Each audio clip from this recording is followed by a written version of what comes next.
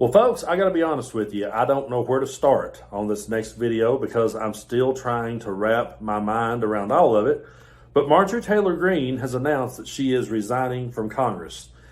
And my initial gut reaction was good riddance. I don't give a damn what she does next. I don't care where she goes next.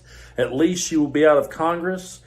And maybe we can get a Democrat in her seat in Georgia. And maybe we can start to see some real change, and maybe she can just fade away or start a podcast or come back later as the reasonable Republican and try to run for president. Whatever she has planned next, I truly don't care.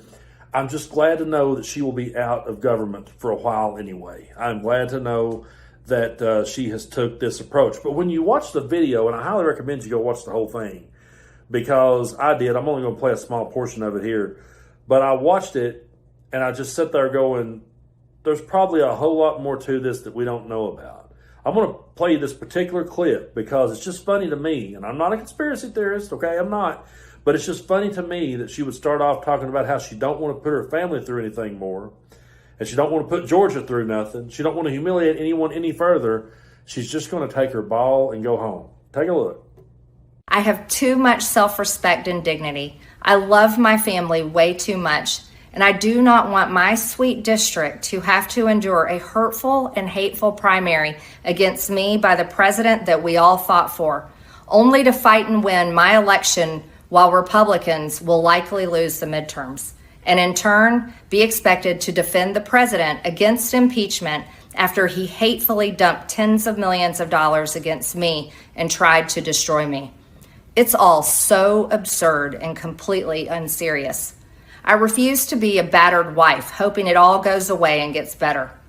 If I am cast aside by the president and the MAGA political machine and replaced by neocons, big pharma, big tech, military-industrial war complex, foreign leaders, and the elite donor class that can never ever relate to real Americans, then many common Americans have been cast aside and replaced as well.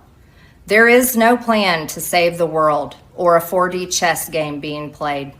When common American people realize and understand that the political industrial complex of both parties is ripping this country apart, that not one elected leader like me is able to stop Washington's machine from gradually destroying our country, and instead the reality is that they, common Americans, the people, possess the real power over Washington, then I'll be here by their side to rebuild it. Until then, I'm going back to the people that I love, to live my life to the fullest as I always have, and I look forward to a new path ahead. I'll be resigning from office with my last day being January 5th, 2026, and I look forward to seeing many of you again sometime in the future. May God bless you all, and may God bless America. So yeah, I really don't know what to make of that. I'm still trying to wrap my mind around it. But she did talk just a couple of days ago about how she was getting more death threats now than she's ever got since she turned on Donald Trump. I found that to be very interesting. And then she says she doesn't want to put her family through anything, and so she's going to ride off into the sunset for now. A lot of people are saying, well, she'll come back with a podcast or she'll come back in 2028 and try to run for president. But she definitely threw Donald Trump under the bus right there. Again, I'm not giving Marjorie Taylor Greene any credit. I'm glad she's gone. But she really did deal him a blow when she turned around and basically said that Donald Trump had embraced everything that the MAGA movement stood against. And she very well may be able to get a few good old boys in Georgia to walk away from Donald Trump. And if it fractures their movement and causes them to do a tailspin into oblivion, I don't really fucking care. Because Marjorie Taylor Greene is one of the worst politicians we have ever seen. Donald Trump is one of the worst. I'm all for letting them eat each other. I really am. I do not care, and I don't feel any sympathy for either one of them, no matter how their careers come to an end, because of what they ushered into American politics. Either way you slice it, I'm just glad Marjorie Taylor Greene is gone for the moment. I'm sure she's not gone for good. We'll probably have plenty of podcast clips, and there'll be plenty of appearances she'll make. But if she's out there tearing down Donald Trump and he's swinging back at her, that's going to be entertaining. Either way you slice it, you just can't feel sorry for Marge. No matter what happened, no matter what pushed her to this point, you can't feel sorry for her because she absolutely asked for it. She surrounded herself by the absolute worst. She amplified the absolute worst of rhetoric, the most hateful rhetoric that she could. She harassed students that had been survived school shootings. She doubled down, quadrupled down on her racism, her bigotry, her homophobia, her transphobia. She pushed nothing but vile, hateful rhetoric the entire time. Walked right along behind Trump, marching every step of the way. And then she hits this bump in the road, and now suddenly him and her's at outs, and she's going on about her day. And if Marjorie Taylor Greene thinks that she's going to go out here and become the new leader of MAGA, Marge, I hate to tell you this, but cults don't work that way. There's never been a time in history where, we didn't see Jonestown, we didn't see a spinoff of that. We didn't see a spinoff of Waco. When it was over, David Koresh was done, Jim Jones was done. When Donald Trump's done, it'll be the same thing. That will be the end of the MAGA cult. Now, there'll probably be people that will say they spotted him in a Burger King. There'll probably be a guy like Bob Joyce, the Elvis dude. There'll probably be a guy that pops up and they say, "That looks like Trump. He's still alive. He's still around." But they're not going to get behind Marge.